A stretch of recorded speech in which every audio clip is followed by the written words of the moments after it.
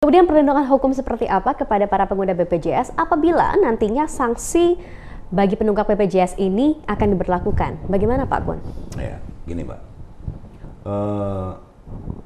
Peserta BPJS itu dijamin oleh undang-undang. Dijamin oleh undang-undang. Ya kan, undang-undang tentang BPJS. Nah, yang mau kita akan ada wacana terbit nih Inpres, Mbak. Instruksi Presiden yang derajatnya dia di bawah undang-undang. Gitu kan. Nah, karena dia dijamin oleh undang-undang, persoalannya bukan ada di jaminan hukumnya, tapi persoalannya adalah di bagaimana bentuk pelayanannya. Bentuk pelayanan. Kan gitu. Gini, bukan satu dua kita dengar, kita temui, kita baca di mana-mana, baik medsos maupun media mainstream lainnya. Itu yang namanya pelayanan BPJS, Mbak. Apalagi kalau yang disebut dengan yang tidak mampu. Ini ya, di dalam undang-undangnya, itu yang namanya yang masyarakat yang tidak mampu yang mendapat layanan BPJS, itu jatahnya kelas 3. Ya, yang bayar kelas 2 dan kelas 1. Ya kan? Gitu. Nah, udah gitu, begitu kita masuk atau ada masyarakat peserta pengguna layanan BPJS membutuhkan layanan itu ke rumah sakit, nyaris hampir kebanyakan, ini nyaris hampir kebanyakan ya, artinya saya juga nggak punya data valid yang berapa jumlahnya, tapi nyaris kebanyakan peserta BPJS datang ke sana disebut belum ada kamar. Di samping dia harus rujukan dulu tuh, mesti rujukan ke poliklinik mana yang ditunjuk atau ke puskesmas mana yang ditunjuk, ya, gitu. Nah, di samping dia mendapat layanan kelas 3 nih yang tidak mampu nih repot nih. Udah tidak mampu kelas 3 terus lama dapat kamar. Untuk dapat kamar tuh repot. Gitu ya kan, saya tadinya berangan-angan begini. Bagaimana kalau yang masyarakat kelas 3 itu tetap harus di kelas 1. Masyarakat tidak mampu tuh. Harus sama dengan diberikan pelayanan itu di kelas 1 dan kelas 2 sebagaimana yang bayar gitu loh. Ini bukan persoalan keadilan atau tidak, karena yang tidak bayar itu kan dibayar oleh negara. Betul. Iya kan? Kan negara yang menanggungnya itu. Seperti contoh sekarang, BPJS menanggung kerugian karena orang nggak bayar, nunggak bayar gitu kan. Kenapa nunggak bayar jadi yang disalahin adalah kepada peserta?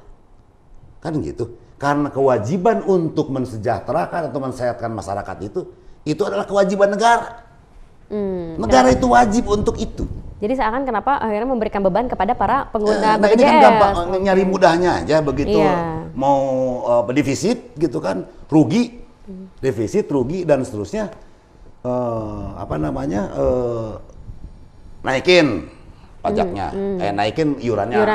Mudah aja gitu. Pokoknya sekian, defisitnya sekian, kurangnya sekian. Kalau dinaikin iurannya menjadi sekian, itu akan bakal tertutup. Ini solusi-solusi yang dicari mudah saja kalau menurut saya.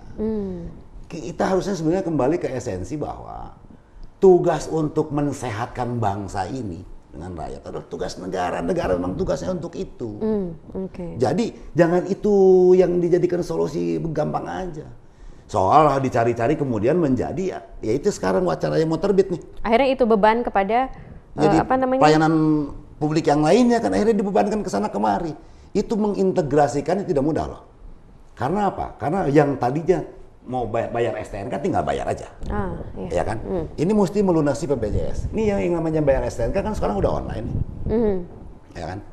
Nah, terus itu harus dimasukkan item tambahan. Yaitu syaratnya lunas BPJS. Contoh gitu ya. Ini kan kalau menurut saya ini cari-cari gitu loh. Jadi akar persoalan kenapa terjadinya defisitnya BPJS dilarikan kepada yang gampang aja. Jadi kalau menurut saya, saya kurang sepakat kalau dengan cara seperti ini. Harapannya atau pesannya Pak terakhir terkait dengan wacana sanksi menanti bagi para penunggak BPJS dari Pak Kun seperti apa Pak? Silakan. Gini, saya sih berharap ini ya, kalau pemerintah udah merencanakan atau membuat wacana akan terbitkan ya Inpres. Pendapat saya Inpres ini bakal terbit. Impres ini akan terbit? Akan terbit juga. Nah, tinggal pelaksanaannya aja. Pelaksanaannya ini apakah mau seperti tadi diterapkan sepenuhnya, nanti ketika itu dijalankan, timbul masalah baru. Menuai protes di sana-sini. Itu otomatis. Jadi, automatically ketika sebuah kebijakan digulirkan, reaksinya akan seperti itu akan terjadi. Nah, nanti tinggal kita ukur. Apakah dengan menerapkan pola seperti itu kemudian BPJS ini menjadi terhindar dari defisit atau bisa menjalankan tugas fungsinya melayani kesehatan ini bisa menjadi lebih baik atau tidak. Satu. Karena gini ya Mbak ya, itu udah ada kajian sebelumnya loh bahwa sebetulnya di dalam pelaksanaan ke BPJS-an ini itu juga banyak terjadi bolong di sana sini loh, jangan salah. Terutama apa coba? Terutama obat. Nyaris itu saya lihat dari penelitian lembaga lain, saya nggak akan sebut lembaganya. Itu yang namanya orang berobat ke BPJS, yang bilang atau unit pelayanan yang dikunjungi tersebut akan mengatakan, waduh obatnya habis Pak. Obatnya habis. Obatnya habis. Akibatnya apa kalau obatnya habis? Menggunakan obat yang lain. Yang dia beli ke yang lain keluar, ya, kan betul, gitu. Betul. Nah, ini obatnya kemana? Karena apa? Setiap program itu obat itu sudah otomatis. Penyakit ini, obatnya ini. Itu sudah langsung tersedia ketika pengajuan anggaran. Iya. Pengajuan anggarannya masing-masing, perencanaan anggarannya betul, gitu betul, loh. Betul. Dengan obatnya itu sudah ada. Kenapa ada cerita habis? Itu nyaris berapa persen, itu penelitian kalau nggak salah ICW itu ya. Jadi menurut Pak Kun bahwa masih perlu ada pembenahan lebih banyak terhadap BPJS ini. Iya. Karena ini lihatnya seperti beban bagi pengguna, tapi pengguna juga tidak mendapatkan pelayanan maksimal. Iya, seperti itu. Pak Kun. Gini ya, kalau kan obat BPJS tuh, obat-obat yang didapat dari BPJS itu kan obat ini, generik. Generik, ya. Obat generik, udah mau obat generik dengan standar sekian. Kemudian dia mau beli keluar, itu harganya tuh jauh tuh dengan rumah sakit. Jadi masyarakat dua kali dirugikannya tuh. Iya, kan gitu. Apalagi kalau itu masyarakat yang tidak mampu, coba bayangin. Berobatnya dia nggak bayar, dibeli obatnya mahal. Gitu, itu bisa kalau 30.000 atau 50.000, beli keluar bisa 200.000 sampai 300.000 loh, jangan salah.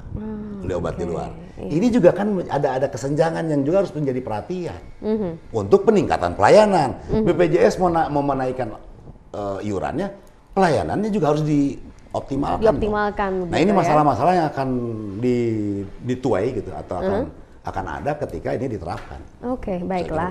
Kita akan nantikan bersama apakah betul nantinya wacana terkait dengan sanksi yang akan menanti para penunggak BPJS ini akan segera diberlakukan. Kita nantikan apakah betul-betul akan diberlakukan nantinya. Tapi kita berharap tentunya seperti yang Pak Kun sampaikan tadi, bahwa ada pembenahan juga yang dilakukan oleh BPJS. Jangan sampai merugikan pengguna, membebankan pengguna, tapi pelayanannya juga tidak maksimal, begitu Pak Kun ya.